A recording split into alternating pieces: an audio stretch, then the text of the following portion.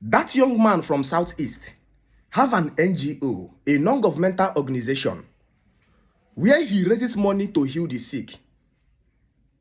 The young man have this charity organization where he helped the poor who couldn't afford their medical bills to heal their sickness. And so the system is, he always pick this particular person and take the person to radio station and then explain the kind of sickness the person have, where the person is from, everything about the person. And then people begin to call to support. And when they finish raising the money, he will take the person to the hospital for the operation or whatsoever it is. But the young man have a big challenge when he began. And that challenge is this. When he comes to his office, he will discover he have up to 20 to 30 women who came with different kind of sicknesses for themselves and their children. These women came with their children and says, my child have a hole in the heart.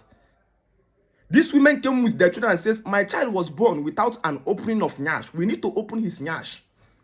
These women came and says, I have a breast cancer. I'm dying. But the problem here is that you are only going to pick one among all of these women and raise money for them, because you can't come to the radio station with 3 or 4 cases. It must only be one. So the man will say, write your names and the name of your children and your phone number. When we finish attending to this particular person, we will come back and attend to you. We will call you. And then the problem now is that when this young man carry this sick person to the radio station and finish raising money for the person, and then he comes back and begin to call the number of these women to say, it's now your turn. The women will say, my child have died. He will call another person and says, madam, what about that? We said the woman you are calling died yesterday. He will be calling all these numbers that he, write out in sequence. And before you know it, out of the 30, more than 9 or 10 have lost their children. Meanwhile, these women, when they come on this project, comes with olive oil, water that was given to them by their pastors as a means of their healing of sickness. The young man was heartbroken. How can I watch my women always every day dying under sickness? They come with their children, and before I finish raising money for one particular person, more than 60% of the other ones have died. And the young man went to the media and began to shout. He says, there is no power on earth, spiritual power, that heals sickness anywhere. The young man says, Jesus Christ doesn't heal sickness. Holy oil don't heal sickness. Holy water don't heal sickness. The only thing that heals sickness in the world is medical what solution or herbal solution being implanted by our ancestors. And the people began to call him an antichrist. Many who began the project with him withdrawn. People called him evil. How dare you stand up and say that the Holy Bible and olive oil doesn't heal sickness? That young man's name is called Matthias Ezekwe Jofo. One Isha Boku man from Nsoka. The man is a passionate man who desires the best for his people.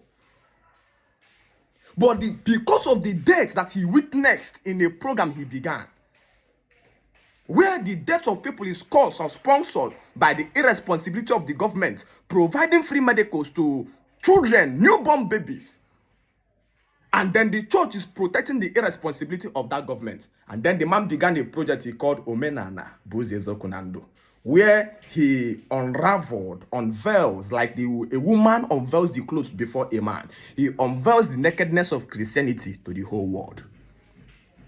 So anytime you listen to him, he always telling you that Jesus doesn't heal any sickness. And to make you understand, the man was more a serious man. The man actually hosted a program and invited the pastor. He says, come and heal this sickness in my church.